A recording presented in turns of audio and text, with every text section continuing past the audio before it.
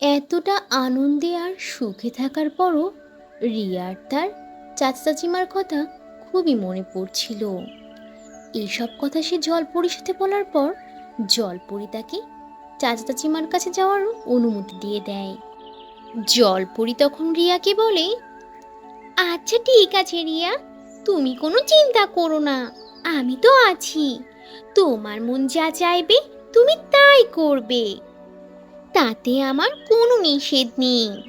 তবে হ্যাঁ, শোনো, তুমি যাওয়ার আগে আমি তোমাকে একটি গিফট দিতে চাই। আমি আশা করি তুমি এই গিফটটি তোমার সাথেই নিয়ে যাবে। এ কথা বলে জলপুরি তার জাদু লাঠিটি ঘুরালো, আর সাথে সাথেই সেখানে একটি জাদুর সোনার সুইমিং পুল প্রকট হলো। তা দেখে রিয়া তো পুরাই অবাক হয়ে গেল আর বলল, আরে বাপ্পা রে বাপ্পা, এত বড় সোনার সুইমিং পুল! আমি তো আমার জীবনে এত বড় সুইমিং পুল কখনো দেখিনি। কিন্তু পরি, এত বড় সোনার সুইমিং পুল আমি কিভাবে সাথে নিয়ে যাব সেটাই তো বুঝতে পারছি না। তুমি এটা কি বলছো? রিয়ার কথা শুনে তখন জলপরি হেসে দিয়ে বলে, আরে শোনো শোনো রিয়া, এইসব নিয়ে তোমাকে কিচ্ছু ভাবতে হবে না। আমি তোমাকে একটি জাদুর মন্ত্র শিখিয়ে দেব, আর সেই জাদুর মন্ত্র পাঠ করার সাথে সাথেই এই যে দেখছো এত বড় সোনার সুইমিং পুল, এটি ছোট্ট একটি হাঁড়িতে পরিণত হবে। আর তখন তুমি এটাকে হাতে নিয়ে তোমার বাড়িতে যেতে পারবে। তবে শোনো রিয়া, এই যে দেখছো সোনার জাদু সুইমিং পুল, এটা এই স্পর্শ করি তোমার যা ইচ্ছা তুমি সেটা চাইতে পারো, আর দেখবে সেটি সাথে সাথেই পূর্ণ হয়ে যাবে। কিন্তু হ্যাঁ, অবশ্যই মনে রাখবে তোমার এই চাওয়াটা যেন খারাপ কিছু না হয়। এখন তুমি তোমার বাড়িতে যেতে পারো এটি নিয়ে। তখন রিয়া ওই জাদু সুইমিং পুল হাতে নিয়ে তার চাচা চাচিমার বাসার উদ্দেশ্যে রওনা দিল।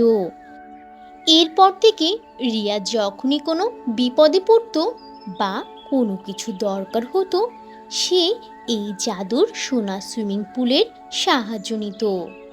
এতে করে রিয়ার জীবনের সকল দুঃখ কষ্ট এক নিমিষেই মিলিয়ে যায়। রিয়ার চাচার বাড়িতে যা কিছু প্রয়োজন ছিল সব কিছু রিয়া এই জাদু সুইমিং পুলের সাহায্য নিয়ে পূরণ করে দিত।